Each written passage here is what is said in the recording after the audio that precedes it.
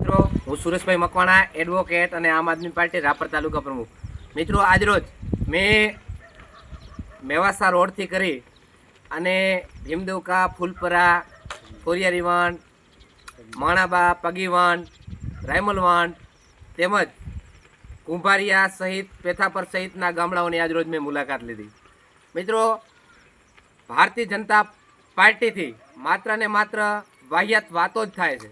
કારણ કે આજે મેં જ્યારે મેવાસા પાટિયાથી કરીને આ તમામ ગામડાઓનો જે રસ્તો જોયો, ખરેખર બહુ બદતર હાલતમાં છે. મેં હાલે જોયો, ખરેખર આ જે રસ્તો છે, મને તો એવું લાગતું હતું કે દોઢ વર્ષ પહેલાં જે ભારતીય જનતા પાર્ટીના લેટર પેડ ઉપર આ રસ્તો ફરતો હતો ત્યારે મેં વાંચ્યું હતું કે આ મેવાસા પાટિયાથી કરીને ફલાણા ગામ સુધીનો રસ્તો મંજૂર. પણ ખરેખર અત્યારે મેં રસ્તો જોયો.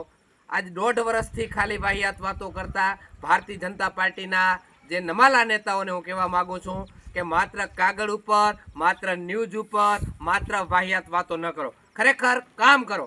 જે આ લોકો અહીંયા સ્થાનિક લોકો છે એમને ખબર હશે કે એ લોકો કેવી સમસ્યાઓ ભોગવતા હશે.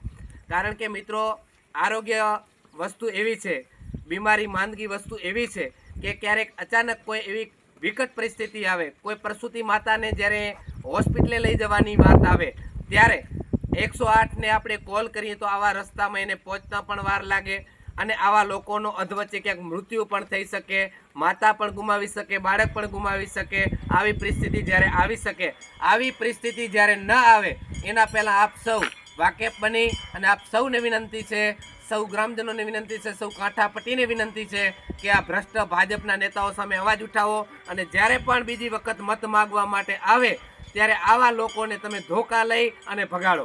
કારણ કે આવા નમાલા નેતાઓથી કામ થતું નથી, વહીવટી તંત્ર ચાલતું નથી. ખરેખર આપે જે નેતા જે આપણે પદ લઈને બેઠા છો તે ખરેખર છોડી દો અને આવનારા સમયમાં આ વિસ્તારની અંદર ખૂબ ફાઇટ આપી અને બદલાવની રાજનીતિ ચૂનો. આપ સૌ કાંઠાપટ્ટીના વિસ્તારના સૌ લોકોને વિનંતી છે કે આવા નમાલા નેતાઓ સાથે ન રહેવા કરતાં ઈમાનદાર લોકો સાથે રહી અને ખરેખર આપ સૌએ જાગૃત બનવું. આપ સૌને વિનંતી છે. અસ્તુ ભારત માતા કી જય.